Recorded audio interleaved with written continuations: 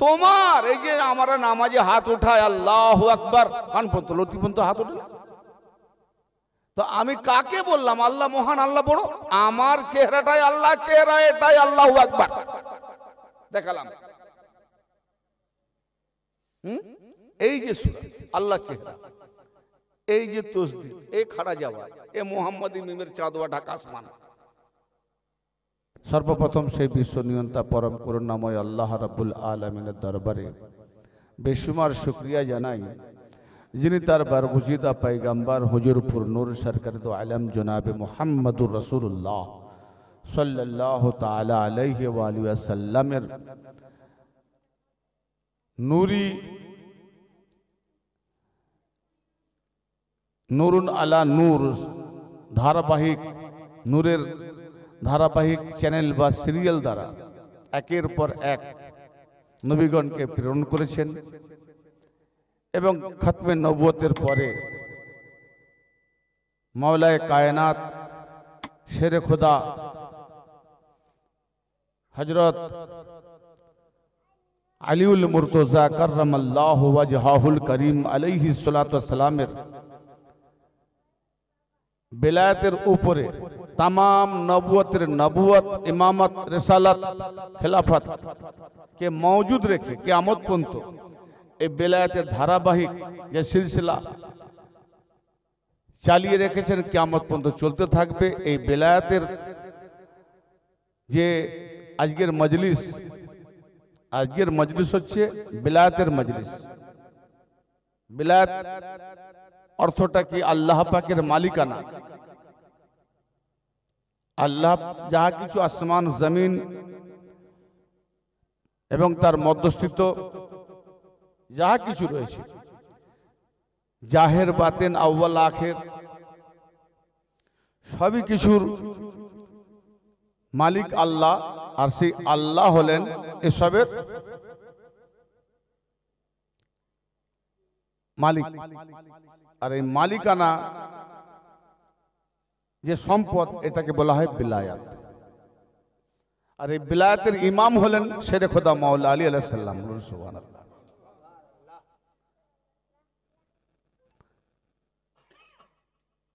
ইমামত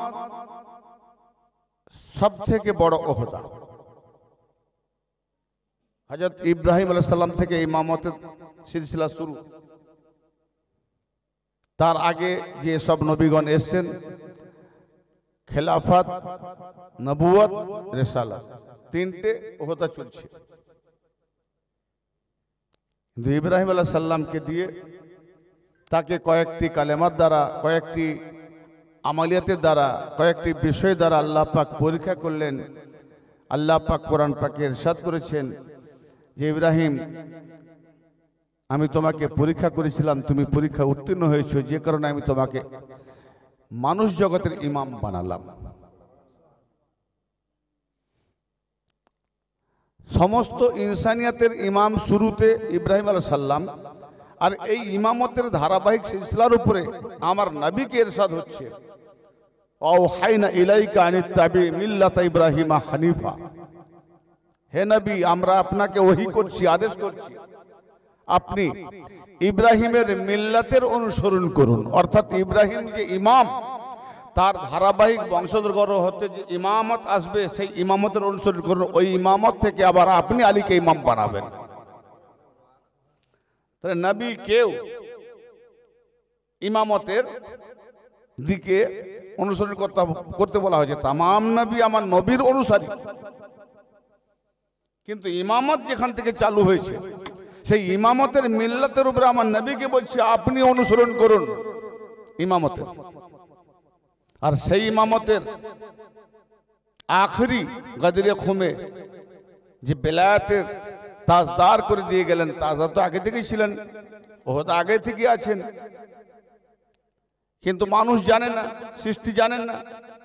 তো সেটাকে, যেটা গোপনে ছিল, সেটাকে বহিঃপ্রকাশ করা হলো গদরে খুম। তো সেখান থেকে বেলায়েতের ধারাবাহিক চলে আসছে। আল্লাহ পাক কোরআন পাকে ইরশাদ করছেন যে আল্লাহ হো ওয়ালিউল মুমিন, সূরা আলে ইমরানে আছে এবং সূরা বাকারাতেও আছে, আল্লাহ ওয়ালিউল্লাযিনা আমানু, এরকম আল্লাহ নিজেকে ওলি বলে যে ঘোষণা করেছেন যে আমি হলাম মোমেনদের ওলি, আমি আল্লাহ হলাম ইমানদারদের ওলি। ওলি মানে কি? ওলি মানে অভিভাবক, গার্জিয়ান, পরিচালক। তো আল্লাহ তো আসে না। ইখরিজুহুম মিনাজ যুলুমাতি ইলান নূর, অন্ধকার থেকে নূরের দিকে আনয়ন করে কে? ওলি। আল্লাহ পাক নিজেই কোরআন পাকে আবার বলছেন, সূরা নূর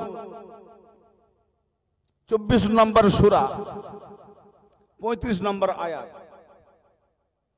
আল্লাহ নূরুস সামাওয়াতি ওয়াল আরদ, নিজের কৃতিত্ব আল্লাহ নিজেই বলছেন যে আল্লাহ হলেন আসমান আর জমিনের নূর। তাহলে আল্লাহ যাহা কিছু সৃষ্টি করেছেন এই সকল সৃষ্টির নূর হলো আল্লাহ। তো সারা জাহানে যখন আল্লাহ আল্লাহ সব জায়গায় আছেন, আল্লাহ নূর সব জায়গায়, কিন্তু প্রশ্ন দাঁড়াচ্ছে সূরা বাকারার ইরশাদ হচ্ছে আল্লাহ ওয়ালিউল্লাযিনা আমানু ইখরিজুহুম মিনাজ যুলুমাতি ইলান নূর, আল্লাহ হলো ইমানদারদের ওলি, ইমানদারদিগকে অন্ধকার থেকে নূরের দিকে আনয়ন করে আল্লাহ ওলি হয়ে। তাহলে সূরা নূরে আল্লাহ বললেন আসমান জমিন যাহা কিছু সৃষ্টি সকলের নূর আল্লাহ। নূর মানে জ্যোতি, আলো, প্রকাশ। আলো না হলে তো দেখা যায় না, অন্ধকারে লুকিয়ে থাকে, আলো হলে প্রকাশ পায় না, লুকানো বস্তু আলোতে দেখা যায়। তাহলে আল্লাহ যখন নূর, জ্যোতি, তো সেই নূরের জ্যোতিতে সবই তো প্রকাশ থাকবে। তা আবার এখানে বলা হলো অন্ধকার থেকে আনয়ন করা হবে নূরের দিকে। তাহলে আল্লাহ যখন সব জায়গায় নূর, ফের অন্ধকার থাকলো কোথায়?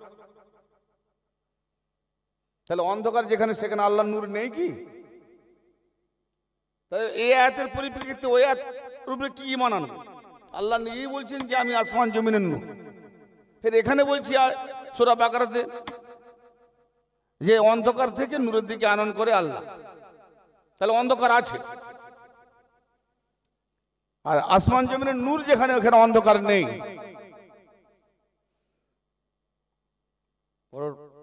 ডিফিকাল্ট না? কিন্তু টুপি খুলে যাওয়ার অবস্থা নয়, বরং প্যান্ট শার্ট কাপড় সব খুলে ফেলে গেলে হুঁশ থাকবে না। অন্ধকার, আল্লাহ যখন আসমান জমিনের নূর, ফের অন্ধকারের প্রশ্নই আসে না। তো অন্ধকারের প্রশ্ন এলো কেন আবার যে অন্ধকার থেকে আলোর দিকে আনয়ন করে? তো সেটা কোন অন্ধকার? একজন মানুষকে চলার পথে তাকে আলোর ব্যবস্থা করে দেওয়া হবে, কি না তার দুটো দৃষ্টি শক্তি, তাই না?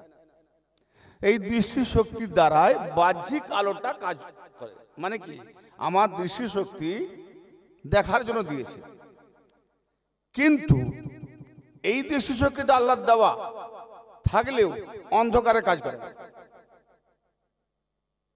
আল্লাহর দেওয়া চোখ কাজ করছে না, তখনই কাজ করবে মানুষের দেওয়া আলো। কথা বুঝতে পারলাম? তাহলে ওসিলা লাগবে না। আল্লাহর দেওয়া চোখ ফেলোয়ার, আল্লাহর দেওয়া চোখ দৃষ্টি কাজ করছে না। কোথায়? অমাবস্যার রাত্রিতে, অমাবস্যার রাত্রিতে কাজ করছে না। হ্যাঁ, পরে কে এমন ব্যক্তি আছে যে অন্ধকারময় নিজের হাত দেখতে পায় না, সে রাস্তা দেখতে পাবে? খালে বিলে পড়বে, বৃষ্টি বর্ষার আরো বিপদ কি? কিন্তু যদি দেখতে পাই আগের দিকে যে কেউ একটা চিমনি টিম আলো জ্বালিয়ে যাচ্ছে, আরে বাবা ওর সাহারা রাস্তা দেখে দেখে যাবো, তাহলে একটা ফুটুডুম আলোর প্রয়োজন। তাহলে এই মোল্লা বুঝে রাখো, তুমি বলছো যে আল্লাহ ছাড়া কিছু লাগবে না, সবই আল্লাহ কাছে চাইবো। তখন তুমি বলো অন্ধকার রাস্তায়, তুমি তো তোমার বাপকেও চিনতে পারবে না দাদা বলে বসে থাকবে। অন্ধকারে তোমার বাপও যদি আসে, তুমি তো বাপকে না চিনে, দাদা একটু দেখে আসেন, সামনে এলে আলো থাকবে, আরে দাদা তো আমার বাবা। যারা ওসিলাবিহীন কথা বলে এদের বাপ মার কোনো অস্তিত্ব নেই, লাভারিস, এদের জন্মেরও ঠিক নাই। এটা আমি বলিনি, কোরআন আর হাদিসের প্রমাণ দিচ্ছে। আমার কথা লাগতে পারে, কোরআন লাগলে আমার কিছু আসে না। ওসিলা ছাড়া কোনো কাজ হবে না। যে আল্লাহ নবীকে সৃষ্টি করে কায়নাত বানালেন, কারণ নবী নাকে না সৃষ্টি করে আল্লাহ নিজে কায়নাত বানাতে পারতেন? হবেই না। আল্লাহ জবান নেই, বলবে কি করে কোন? আর আল্লাহ বলে দেয় যে কোন হয়ে যাও, তো হয়ে যাও, ওটা বলবেটাকে বলবেটা কি? আল্লাহ তো জবান নাই। আর জবান যদি থাকে তো তার মুখমণ্ডল আছে, মুখমণ্ডল থাকলে তার মাথা আছে, আর মাথাকে রাখতে হলে ঘাড়ের দরকার, তাহলে বডি হয়ে গেল, আল্লাহ তো একটা মূর্তি হয়ে গেল।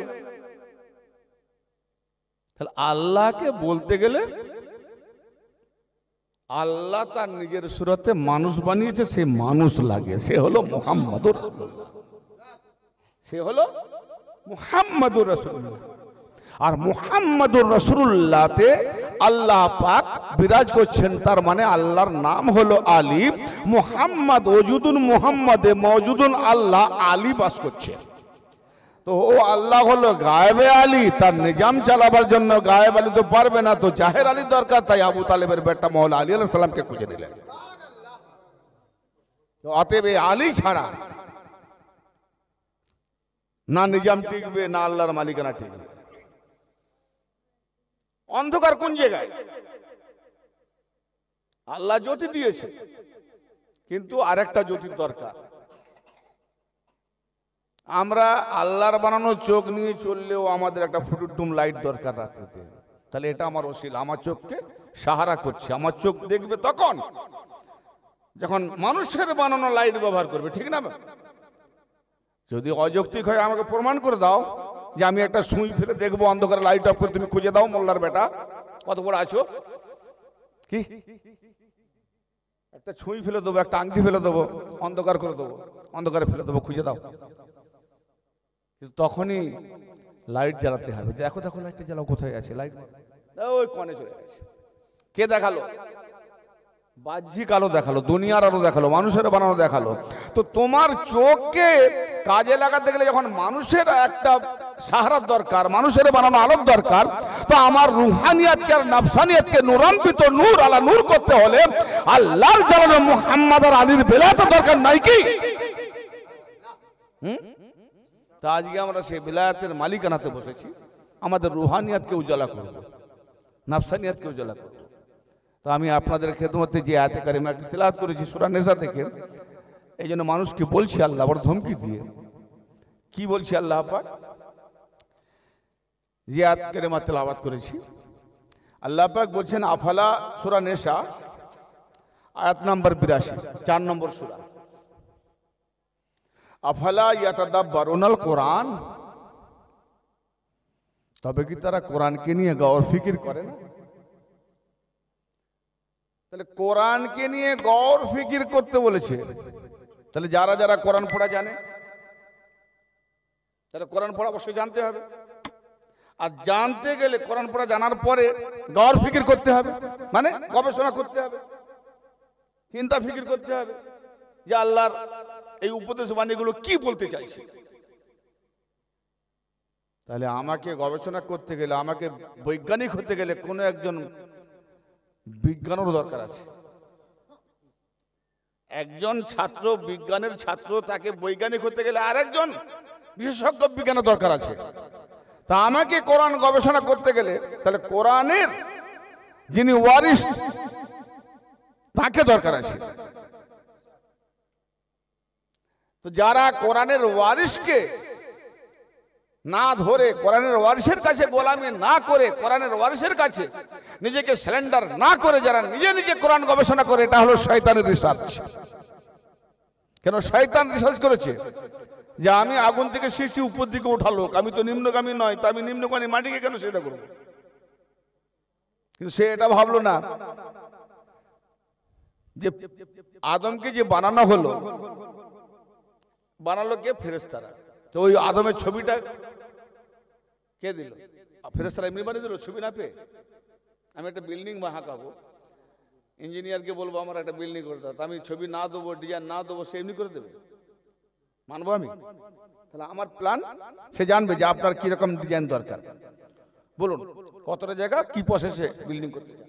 তা আমি দেখালাম আমার এই এতটা জায়গা, 5টা রুম লাগবে, বেডরুম, একটা হল রুম লাগবে, কিচেন রুম 5 ভাই, ভবিষ্যতে ঝগড়া না হয় 5টা লাগবে। আর ব্যালকনি এটা সেটা করে আমি একটা ডিজাইন দিলাম। তো সেই জায়গার মধ্যে ডিজাইন আমি যখন বললাম এইভাবে এইভাবে এইভাবে, তখন সে আঁকলো। আঁকে দেওয়ার পরে তবে মিস্ত্রি ডিজাইন দেখে দেখে কাজ করবে, তাই না? তা আমরা যে এত বড় একটা ডিজাইন, আল্লাহ এটাকে নিজের সুরত বলেছে, তো এই ডিজাইনটা কি ফেরেশতারা জানতো? কেন ফেরেশতারা নিজেই বলেছে, হে আল্লাহ আপনি যেটা জানান তার বেশি আমরা জানি না। তাহলে যখন তার বেশি জানেন না, তো আমাদেরকে আদমকে কি করে বানালো? তাহলে আল্লাহ পাক আদমের ছবি তাদেরকে দিল। তো আল্লাহ তো নিরাকার, ছবি কোত্থেকে পেল? হ্যাঁ, প্রশ্ন আসবে না? আল্লাহ নিরাকার, ছবি কোত্থেকে পেল? অতএব আল্লাহ বলছেন আমার নূর থেকে যখন আমার জাতি নূরে মুহাম্মদী বানিয়েছি, মুহাম্মদের ছবিটাই হলো আল্লাহর ছবি। এই জন্য নামাজে দেখানো হয়েছে, এরা তো ঠোকা ওঠা বসা জানে, মাথা কপাল কালো করে দেয়। আশহাদু আল্লা ইলাহা ইল্লাল্লাহু ওয়াহদাহু লা শারীকা লাহু আশহাদু আন্না মুহাম্মাদান আবদুহু ওয়া রাসূলুহু পড়ছি, সাক্ষী দিচ্ছি আল্লাহ আগে, আশহাদু আল্লা ইলাহা ইল্লাল্লাহ আঙুল দেখাচ্ছে, কই আল্লাহ কই? আরে আল্লাহকে দেখাতে গেলে আদমকে দেখিয়ে সাজদা করতে বলেছে। তুমিও হাত ওঠাবে তো আল্লাহকে দেখে হাত ওঠাও। তাহলে আল্লাহ চেহারা দেখতে হবে। আলিল্লাহিল মাশরিক আলিল্লাহিল মাশরিক ওয়াল মাগরিব ফাইনামা তাওয়াল্লু ফাসামা ওয়াজহুল্লাহ। পূর্ব পশ্চিম আল্লাহ পাকের জন্য, তোমরা যেদিকেই মুখ ফেরাও না কেন সেদিকে আল্লাহ চেহারা বিরাজমান। তাহলে পূর্ব পশ্চিম মুখ ফেরালে আল্লাহ চেহারা বিরাজমান, উত্তর দক্ষিণ নয়। কেন উত্তর দক্ষিণের চেয়ে আল্লাহ বিরাজমান নয়? উত্তর দক্ষিণ আল্লাহ চেহারা নেই, হয় পূর্বে নাই পশ্চিমে। উত্তর দক্ষিণ কেন নাই? কোরআন পাকে একটা জায়গায় কেউ দেখিয়ে দিক যে উত্তর দক্ষিণ আল্লাহ চেহারা বিরাজমান? নো। তাহলে কোন পূর্ব পশ্চিম? রব্বুল মাশরিকাইন ওয়া রব্বুল মাগরিবাইন, দুই পূর্বের রব দুই পশ্চিমের রব। আমরা তো জানি একটা পূর্ব, এখানে সূরা রহমানে বলছে দুই পূর্ব। তো দুটো পূর্ব কোথায়, দুটো পশ্চিম কোথায়? এই জন্য আল্লাহ বলছে আফালা ইয়াতাদাব্বারুনাল কোরআন, তারা কি কোরআনকে নিয়ে গওর ফিকির করে না? তাহলে গওর ফিকির করতে গেলে দুই পূর্ব খুঁজতে হবে। তো দুই পূর্ব কোথায় পাবো? আর পূর্ব পশ্চিম দুই দিকে, হয় পিছনে মুখ ফেরালে আল্লাহ চেহারা পাবে, নালে পশ্চিমের দিকে মুখ ফেরালে আল্লাহ চেহারা পাবে। উত্তর দক্ষিণ বলেনি। এটার কারণ কি? তাহলে যারা কাবা বাইতুল্লাহ উত্তরে আছে তারা তো কেবলা করবে কাবাকে না, তারা দক্ষিণ দিকে মুখ করতে হচ্ছে। আর যারা দক্ষিণে আছে তারা কাবাকে কেবলা করলে উত্তর দিকে মুখ করবে। আমরা পূর্বে আছি তাই পশ্চিমের দিকে মুখ করি, উদ্দেশ্য কাবা কেবলা। যারা পশ্চিমে আছে কাবার উপরে তারা পূর্ব দিকে মুখ করে, কাবা চতুর্দিকে দাঁড়ায় না। কিন্তু আল্লাহ তো বলো পূর্ব পশ্চিমের মালিক, তাহলে উত্তর দক্ষিণের লোকেরা তো আল্লাহ চেহারাই পায় না। কি তাহলে কি আল্লাহর কালেকশন ভুল হয়ে গেল? তাহলে কি আমরা ওই দিকে দেখবো না নিজের দিকে দেখবো? মৌলভী সাহেব, তোমার মধ্যে রাজ ভান্ডার আল্লাহ ভরে দিয়েছে, নিজেকে না দেখে জঙ্গলে গিয়ে খুঁজতেছে। তোমার এই যে আমরা নামাজে হাত উঠায় আল্লাহু আকবার, কান পর্যন্ত লতি পর্যন্ত হাত ওঠে না। তো আমি কাকে বললাম আল্লাহ মহান, আল্লাহ বড়? আমার চেহারাটাই আল্লাহ চেহারা, এটাই আল্লাহু আকবার দেখালাম। এই যে সূরা আল্লাহ চেহারা, এই যে তসবিহ, এই খাড়া যাওয়া, এ মোহাম্মদী মিমের চাঁদোয়া ঢাকা আসমান। যাদের ওই তুরুক দাড়ি তারা কি করে বুঝবে এখানে দুটো এখানে একটা? কিন্তু যাদের দাড়ি আল্লাহ সুন্দর বসে পুরো গোল হয়ে এসছে, আল্লাহ একটা সূরাত কি গো, হ্যাঁ এখানে একটা কি দিয়েছে নুনের, এটা একটা নুন, নুনের ভেদ জানেন না, আল্লাহ নকশা করেছে। এই যে এখানে এটা কাটবে না, একটু ছোট হলেও রাখবে, এটা নুনের নোক্তা, তার মানে নুন হবে না। হ্যাঁ সব রাজ আছে, খালি লম্বা দাড়ি রাখলে হবে না। আমাকে একজন বলল, ভুইফড় মৌলবী আপনার সবই ইন্টারন্যাশনাল, আপনি বক্তা, কিন্তু দাড়িটা আপনার বড্ড ছোট, কিছু মনে করবেন না হযরত। দাড়িটা একটু ছোট, আমি এই জন্য রেখেছি ছোট। কত বেহুদারা মসজিদে যায়, সুদখোর ঘুষখোর বাটপার, তাদের পায়ের ধুলা তো পরে জমিনে না। তো আমার দাড়িটা বড় থাকলে কোথায় তো আমার দাড়িটা তাদের পায়ের ধুলায় লেগে যাবে দাড়িতে। ফলে আমি আমার দাড়িকে হেফাজত করার জন্য ওই বেহুদাদের ধুলা না আমার দাড়িতে লাগে ছোট। তো এটা একটা তাকওয়া। তাকওয়া মানে কি? সতর্কতা। তাকওয়া মানে সতর্কতা অবলম্বন করা, পাশে আমাদের কোনো গুনাহ না হয়ে যায়, ভুল না হয়ে যায়, এটার নাম তাকওয়া। এই জন্য আল্লাহ বারবার বলছে ইয়া আইয়ুহাল্লাযীনা আমানু তাকুল্লাহ, এই ঈমানওয়ালারা আল্লাহ তাকওয়া ইখতিয়ার করো, সতর্কতা অবলম্বন করো। তা আমরা মানুষ, আল্লাহ পাক কোরআন পাকে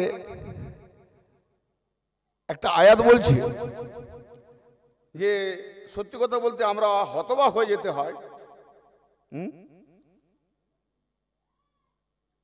যে আমরা নিজেকে নিয়ে আদৌ একবার রিসার্চ করলাম না যে সত্যিকার আমরা কি মানুষ না জানোয়ার। জানোয়ার তাকে বলে, তবু তার মধ্যে একটা গবেষণা রিসার্চ আছে, খেয়ালধারা আছে, চিন্তাধারা আছে। কিন্তু আমরা এমন মানুষ, আমরা নিজের সম্পর্ক চিন্তা করি না যে আমি কে। এই জন্য আল্লাহ পাক কোরআন পাক এই ধরনের ব্যক্তিকে খুব নিম্নমানের ভাষায় কোরআন পাকে ইউজ করেছে।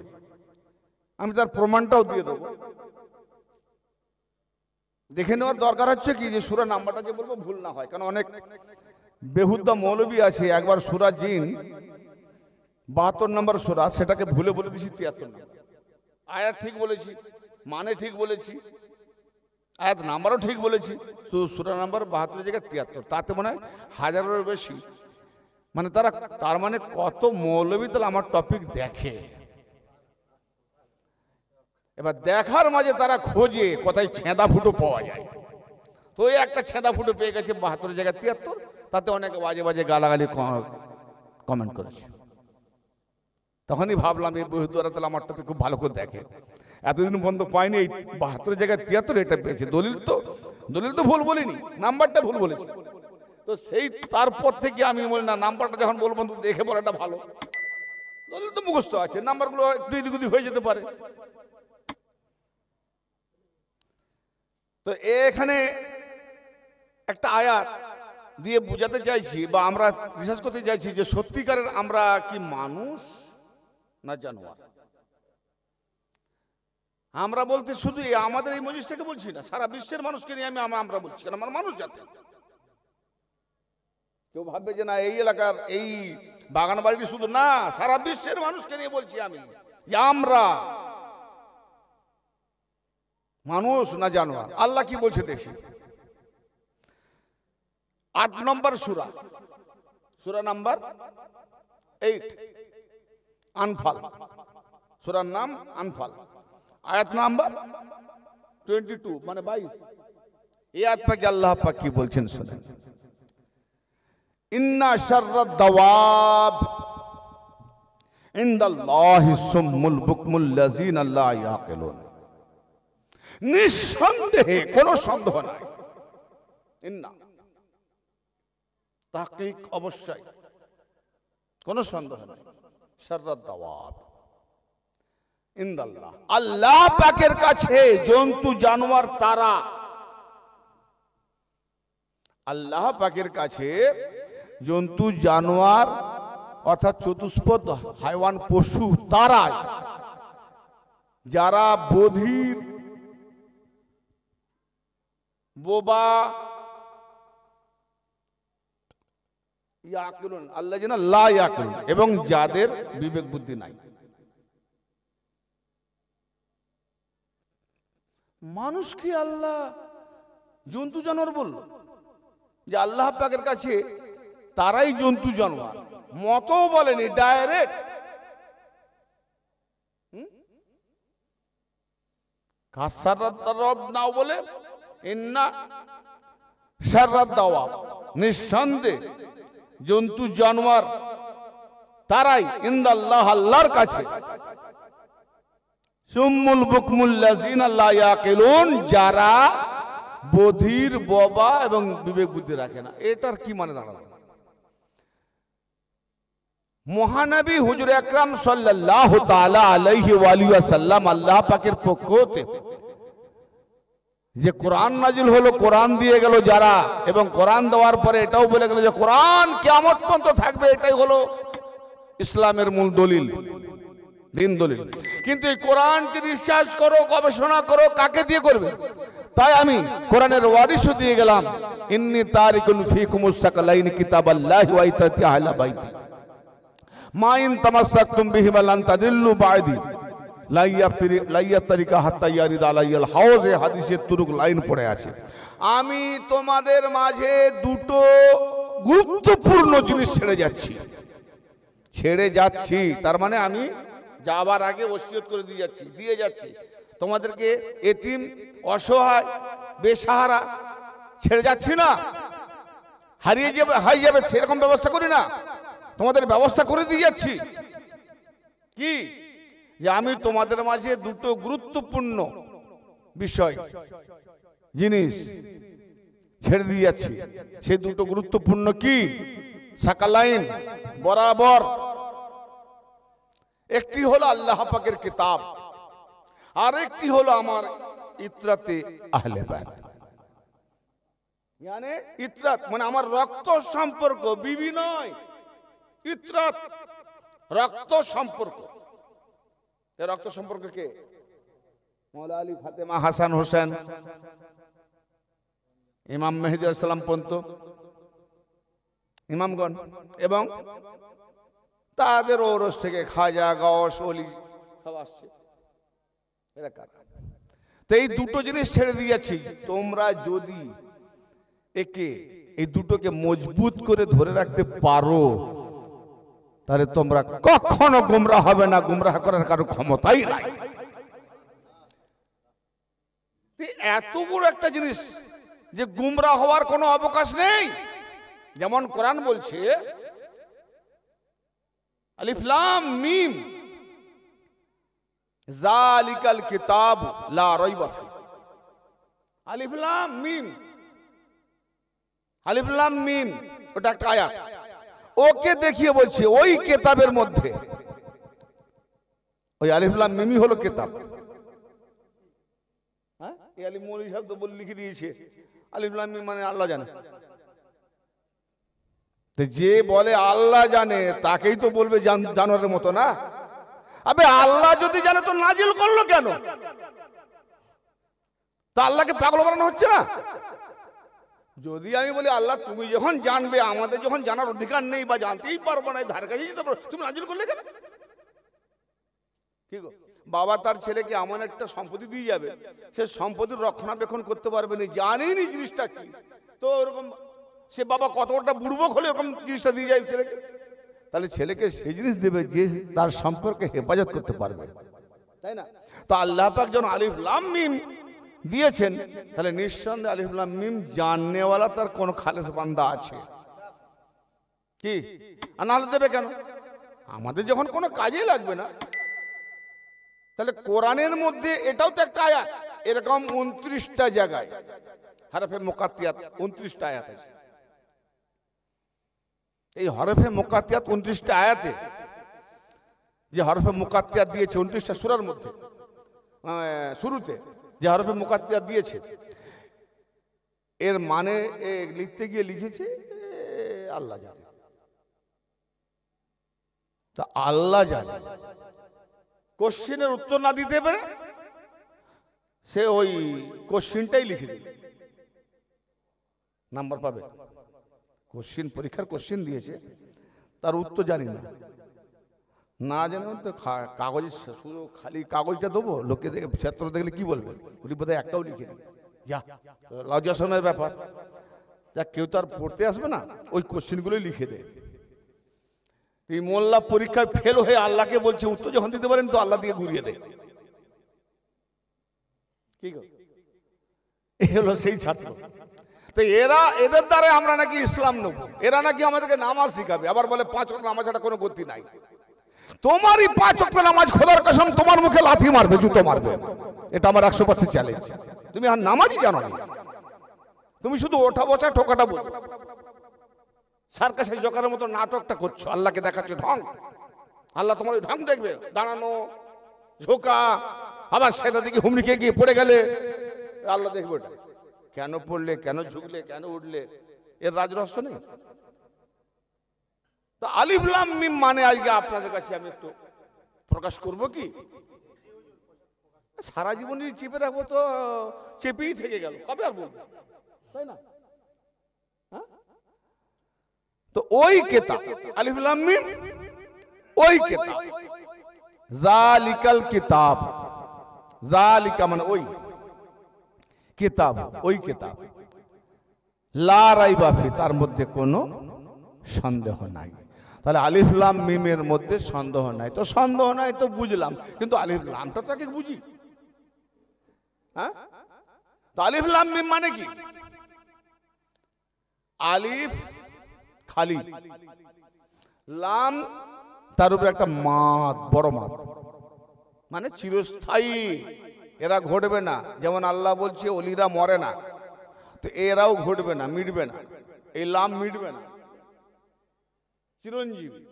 মিম তার উপরে তাসদীদ এবং মাদ, তাহলে আলিফ খালি, লামে মাদ, মিমের উপরে তাসদীদ। তাসদীদ মানে দৈত্য, যেমন অদন্তন জফলা, একটা ন, দন্তন একটা, জফলা দিয়ে দুটো হয় না, তার মানে দন্তনের ভিতরে একটা দন্তন আছে, ওটা জফলা দিয়ে বোঝানো হলো।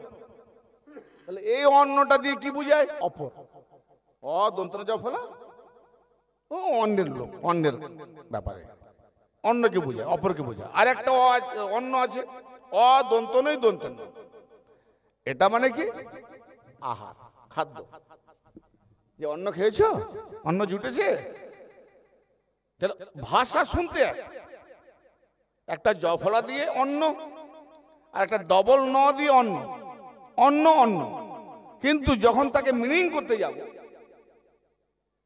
হ্যাঁ, তখনই কি হবে? পার্থক্য হয়ে যাচ্ছে। তো আলিফ লাম মিম ভাষাটা তো শুনে নিলাম, ভাবার্থটা কি আনতে হবে? এখানে আল্লাহ বলছে রিসার্চ করতে, তাহলে রিসার্চটা সেইভাবে করতে হবে।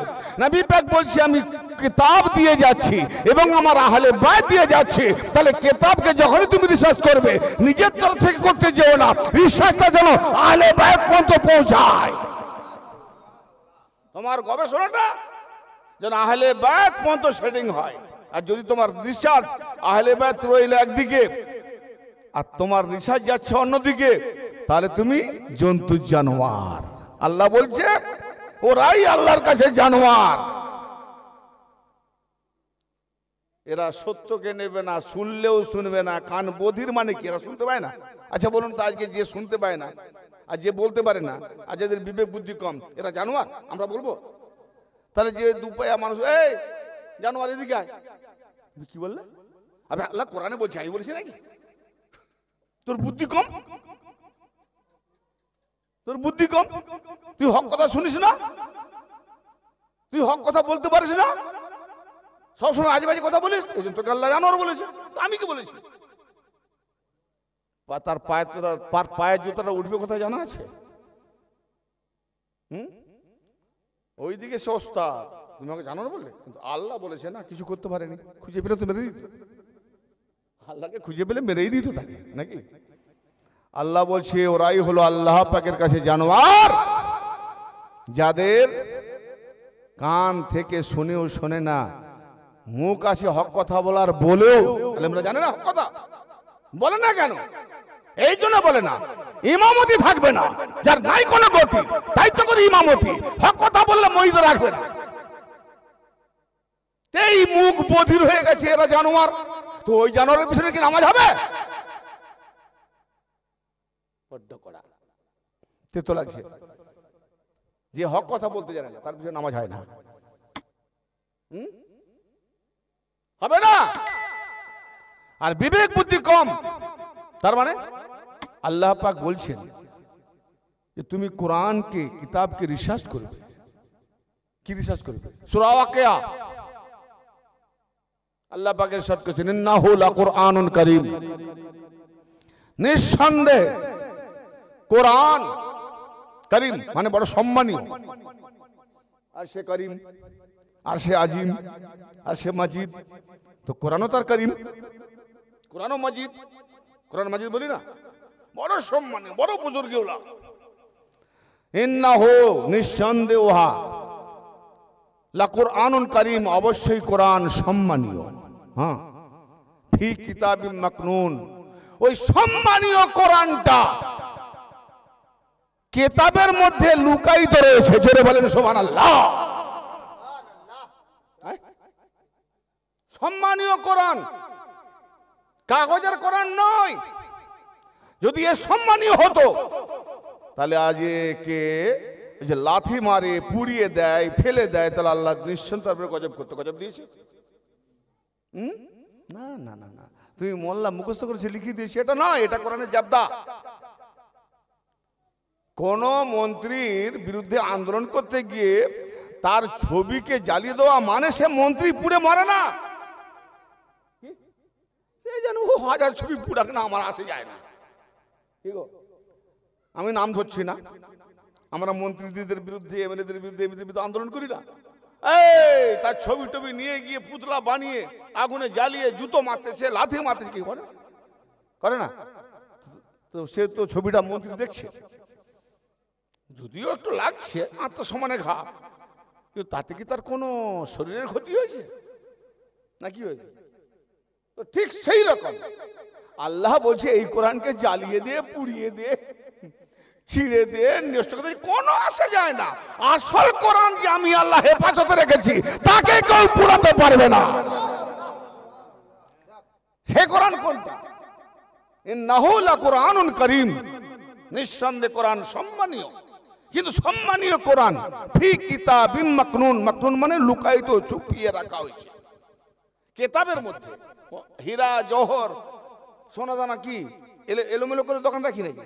তাকে লকারের মধ্যে লুকিয়ে রাখা হয়, গুছিয়ে রাখা হয়, তাই না? তাতে কোরআনকে কিতাবের মধ্যে লুকিয়ে রাখা হয়েছে। ফি কিতাবিন মাকনুন লা ইয়ামাসসুহু ইল্লাল মুতাহহারুন, পাক পবিত্রতম ব্যক্তিগণ ছাড়া ওই কিতাবকে ছুতেই পারবে না। এই মোল্লারা লিখেছে ওযু না করে ছুঁয়ো না। আবে ও তোর কথা মানবে কে? হাজার লোক ছুঁয়াতে যে কথা লাথি মেরে পুড়িয়ে দিচ্ছে, ঠিক না বেঠিক? হ্যাঁ, অসম্মান করছে। আর আল্লাহ বলছে না, যে কিতাব, যে কোরআনকে আমি কিতাবের মধ্যে রেখেছি, তুমি যতক্ষণ পর্যন্ত পাক পবিত্র না হবে তুমি ছুঁতেই পারবে না। বোঝা গেল ইন্নামা ইউরিদুল্লাহু লিইউযহিবা আনকুম রিজসা আহলাল বাইত ওয়া ইউতাহিরাকুম তাতহীরা। সূরা আল আহজাব 33 নম্বর সূরা 33 নম্বর আয়াত। আল্লাহ বলছেন নিঃসন্দেহে কেবলমাত্র একটা দায়রা, এই দায়রার মধ্যে আমি এবং যাদের আমি হেফাজত করছি, পাক পবিত্র করতেছি, এই দায়রার মধ্যে, এই দায়রার ভিতরে পাক পবিত্রগণ ছাড়া ভিতরে ঢুকতেই পারবে না।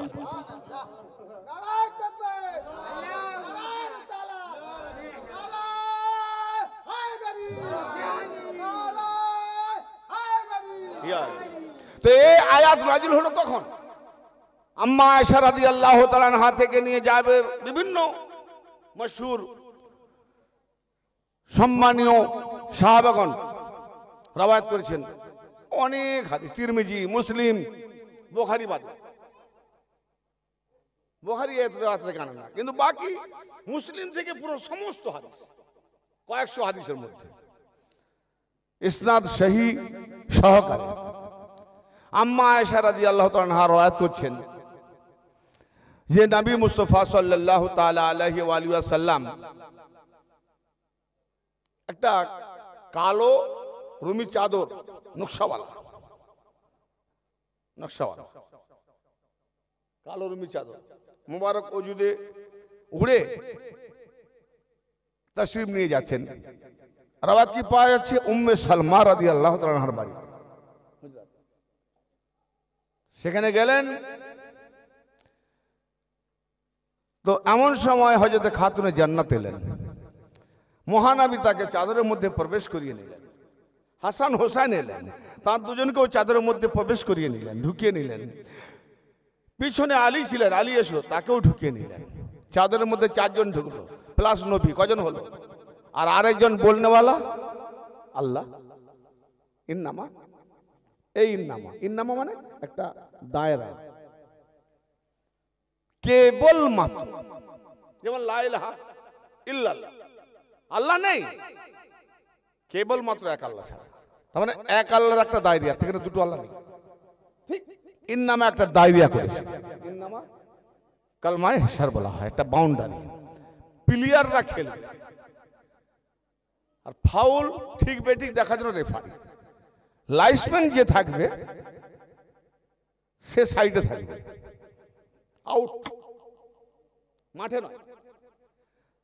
তা আমার ছেলে যদি খুব ভালো খেলে, মুখ তো আমার 5 হাত না, তো খেলার চলাকালীন যদি আমার ছেলেটা গোল দেয়, আমি তো হুইসেল মেরেছি গোল, কিন্তু ওই গোল মানে আবার ফের নতুন সেন্টার থেকে শুরু হবে খেলা। তাহলে তখন কি আমি হুবে মাঠের মধ্যে ঢুকে গিয়ে ছেলেকে আমার চুমু খাবো, কোলে জড়াবো? আইনের মধ্যে পড়ে, আউট। খেলা চলাকালীন এটা বাউন্ডারি, এই মাঠের মধ্যে আউট লোক ঢুকবে না, যতই তুমি বাপ হও না কেন। ঠিক এটা আমি বুঝাতে যাচ্ছি যে আল্লাহ পাক হেসার করছেন। আল্লাহ বলছেন কি ইন্নামা, কেবল মাত্র, ইরিদুল্লাহ, আল্লাহ ইচ্ছা করছেন, আল্লাহ চাইছেন কি, ইন্নামা ইরিদুল্লাহ ইউযহিবা আনকুমুর রিজসা আহলাল বাইত। নবীর পরিবার, নবীর ঘরানা, চাদরের ভিতরে যারা আছে, আল্লাহ চাইছেন তোমাদের থেকে নাপাককে দূরে রাখতে, তোমাদের কাছে নাপাককে আসতেই দেবে না, নাপাককে আসতে দেবে না, দূরে রাখতে চাইছেন। এবং সদা সর্বদা আল্লাহ যেমন পাক, সেভাবে আল্লাহ তোমাদেরকে পাক পবিত্র রাখতে চাইছেন। আল্লাহ পাক কাউকে দিয়ে আল্লাহ পাক করেনি, আল্লাহ নিজে পাক করছেন, পাক নিজে, তাদেরকে পাক হাসতে। তার মানে আল্লাহ তো নিজেকে জাতিতে রেখেছেন, নিজে জাতিতে, নিজের সিফাতে। তা আল্লাহ না পাক নয়, তারাও না পাক নয়। তো এই পাক হাস্তিগণের কাছে না পাককে দূরে রেখেছে, তো না পাক আসবে? তাহলে ওই কেতাব কে পবিত্রগণ ছাড়া ছুঁতেই পারবে না, তারা ছবে যারা আহলে বাইতের গোলামিতে পীর মুর্শিদ আলী ওয়ালা সিলসিলাতে মুরিদ হয়েছে, তারা কোরআনকে ছুঁতে পারবে।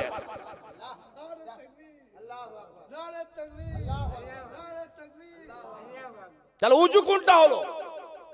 আরে মৌলভী সাহেব, তোমার ফুসফুসানি হাওয়া বেরিয়ে গেলে উজু ভেঙে যায়, কিন্তু আল্লাহর পাক পবিত্র কোন খালেস বান্দা, তারা এমন পাক, তাদের পাকের সঙ্গে তুমি যখন কানেকশন জুড়ে দেবে, তুমিও পাক, তুমি কোরআনকে ছুঁবে, কোরআনকে পড়বে, কোরআনকে দেখবে, কোরআন হয়ে যাবে, কোরআন হয়ে যাবে। খুব সারা জীবন তো কাহিনী কেসা শুনি, তা আমার এই এত নিম্নমানের কথা কি মাথায় ঢুকবে? বড় ঢুকতে তো কিছু লোক, ওই যে নবী পাকের কত সাহাবা, কি নাম নবী পাকের সাহাবা, মানে নবী পাকের সাথী, কি মর্যাদা। আর সেই সাথীর বেটারা কি করলো, যে নামাজে আল্লাহুম্মা সাল্লি আলা মুহাম্মাদ ওয়া আলা আলি মুহাম্মাদ, দরুদ মুহাম্মাদের উপরে, তার আওলাদের উপরে, সেই সাহাবার বেটারা মুহাম্মাদের আওলাদের গলায় খঞ্জর, ওয়ারে সাহাবা। তো যদি নবী পাকের পিছনে নামাজ পড়ে সাহাবারা যদি এতটা নিম্নমানের পশু হতে পারে, তো আজকের মোল্লা তার থেকে জানোয়ার হতে পারে না? হ্যাঁ, এই জানোয়ারদের কথা বলছে, যারা হক শুনবেও না, হক বলবেও না, আর হক মানবে না, এদের বিবেক বুদ্ধি কম, এরা দুনিয়ার লোভে ফেসে গেছে। এই জন্য আল্লাহ বলছে আফালা ইয়াতাদাব্বারুনাল কোরআন, তারা কি কোরআন কি নিয়ে গবেষণা করে না? আসমান জমিনে এত কিছু সৃষ্টি করেছি, হক ছাড়া সৃষ্টি করি না, প্রত্যেকটা জিনিস থেকে হকের উপরে সৃষ্টি করেছেন। এখানে আমার কথা হচ্ছে, আল্লাহর নবী একটা হাদিস বললেন না, উম্মে সালমা রাদিয়াল্লাহু আনহার রাওয়ায়াত, আলী ও মাল কোরআন, নবী পাক বলছেন আলী ও মাল কোরআন, ওল কোরআন ও মা আলী হাত্তা ইয়ারিদা আলাইয়াল হাউস। আলী ও মাল কোরআন, আলী কোরআনের সাথী, কোরআন আলীর সাথী। তার মানে আলী কোরআনের দিকে গিয়েছে, সাথী হয়ে গেছে, আবার কোরআন আলীর দিকে এসে গেছে, তাহলে কোরআনও আসে, সাথী হয়ে গেছে। এবং এই দুটো আলী আর কোরআন দুটো একে অপরে ওতপ্রোত এমন ভাবে জড়িত যে আমার হাউজে কাউসারে আসা না পর্যন্ত কিয়ামতের এরা একে অপরে আলাদা হবে না। তাহলে যেখানে কোরআন দাবি করে সেখানে আলী থাকতে হবে, আর যদি আলী না থাকে তাহলে এরা কোরআন পড়ে না, এরা শয়তানের বিশ্বাস করে জন্তু জানোয়ার।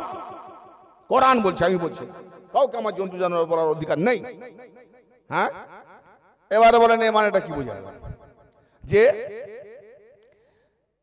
ইন্নাহু লাকুরআনুন কারীম, নিঃসন্দেহে তাহা লাকুরআনুল কারীম, অবশ্যই কোরআন সম্মানী, ইজ্জতদার কোরআন, সম্মানীয় কোরআন, ফি কিতাবিম মাকনুন। কিন্তু এই সম্মানীয় কোরআনটা কোথায়? ফি কিতাব, কিতাবের মধ্যে, মাকনুন, লুকায়িত, ছুপায়িত রয়েছে। আর ওই কোরআনকে ইন্নাহু লাকুরআনুল কারীম ফি কিতাবিম মাকনুন লা ইয়ামাসসুহু ইল্লাল মুতাহহারুন, পবিত্রতম ব্যক্তিগণ ছাড়া ওই কোরআনকে ছুঁতেই পারবে না। তাহলে পবিত্র ব্যক্তিগণ কি করে হবে? তাহলে এখানে হাদিসটা কি বোঝা গেল? নবী কি পাক্কি তাসরিহ করলেন যে আলী হলো কিতাব, আর আল্লাহ যা নাযিল করেছে মুহাম্মাদের মধ্যে ওই কোরআন আলীর মধ্যে লুকায়িত। কোরআন আলীর সাথে, আলী কোরআনের সাথে।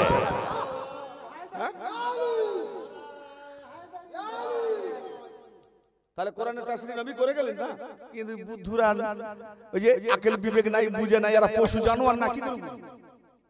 এই জন্য জানোয়ার বলেছে, এরা বোঝে না। তাহলে কোরআন আল্লাহ নবী আলীর সঙ্গে কোরআন বলেন, আলীর মধ্যেই কোরআন আছে। তাই আলী কি কোরআন গলায় নিয়ে ঘুরতেন নাকি? আলী পায়খানা যেতেন না? আলী টয়লেটে যেতেন না? হ্যাঁ, আলী প্রাতের কাজ করতেন না? আলী পেচ্ছাপ পায়খানা করতেন না? কি তুমি পারবে কোরআনকে নিয়ে টয়লেট গলায় কোরআন ঝুলিয়ে? না না না, এরা যখন পাক, কার বাপের হিম্মত আছে করে দেবে না পাক? এদের বাইরে ভেতরে সবটাই পাক। এই পাক নবী পাক বলছেন আমি দুটো জিনিস দিয়ে যাচ্ছি। কোরআনকে রিসার্চ করতে গেলে কোরআনের ওয়ারিস হলো আলী। তার আলীর সিলসিলাতে দাখিল হও, তবে তুমি কোরআন বুঝতে পারবে, তা না হলে কোরআন বুঝতে পারবে না, জানোয়ারের দিকে চলে যাবে।